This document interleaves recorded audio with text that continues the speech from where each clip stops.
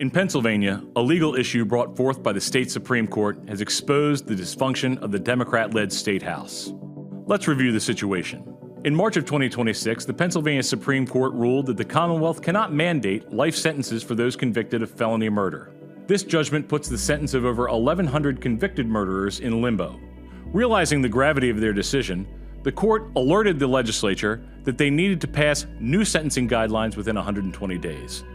Both to provide clarity on how these sentences should be reworked and to avoid the potential of over 1,000 cases being re-evaluated individually.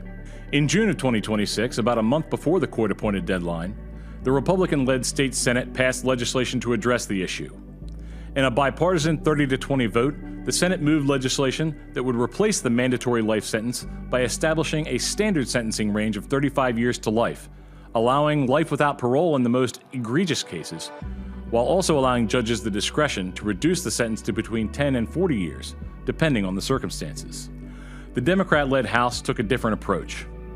Speaker McClinton called the legislature back into session at the 11th hour, just one day before the Supreme Court's deadline. In a party line vote, Democrats moved a bill to completely eliminate minimum sentences for second-degree murder, which would leave the courts to rule on each case individually, once again putting over 1,100 convicted murderers' sentences in jeopardy and potentially letting several of these criminals back out on our streets. And thanks to the last-minute passage of the House Democrats' bill, the Senate had no chance to respond, and the court's deadline expired without any clear guidance moving forward. Now, there are many ways to look at this situation. I don't think the Senate can be blamed for this failure. That chamber came together to craft a bill well before the deadline that was bipartisan and left the opportunity for the House to change and negotiate with weeks left on the clock. Let's also be generous with our first explanation for the House Democrats' actions. Perhaps they are simply incompetent. Maybe with all the budget hoopla, they just forgot about their duty to the people and left for home. And then the news media reminded them at the last minute of the deadline, and they called everyone in for an emergency session. More likely is that Democrat leadership were unable to come up with a plan that was palatable to the majority of the House, regardless of party. Many of the most progressive representatives wanted these criminals released with time served, or some other radical plan. There were those on the more conservative end that wanted to maintain the strictest possible guidelines. One can see how it might be hard to reach a compromise. That is, if you don't consider that the Senate had just passed a compromise that was bipartisan. But maybe the House Democrats wanted to establish their own idea. Except that really doesn't hold water either. They did end up passing their own bill. Good. But if they really wanted that to be enshrined into law, they would have passed it weeks earlier so the Senate could respond by passing or amending their bill or reaching some kind of compromise.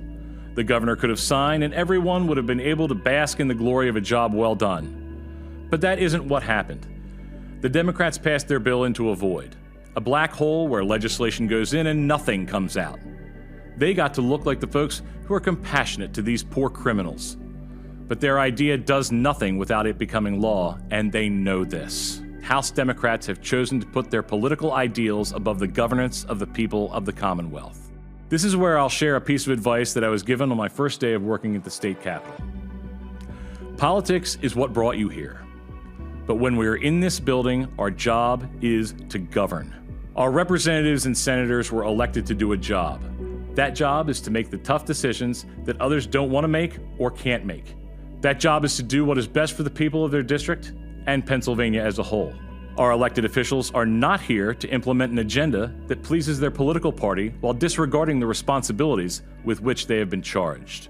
There are many issues that come before the legislature, and solutions can be difficult to agree upon due to differences of belief, locale, urban or rural setting, or any number of other differences. But in these times, it is fine to debate who might have a better idea.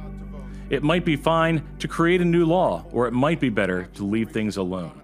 However, there are other situations that affect everyone, situations like the one we're talking about today, when it is time to take responsibility.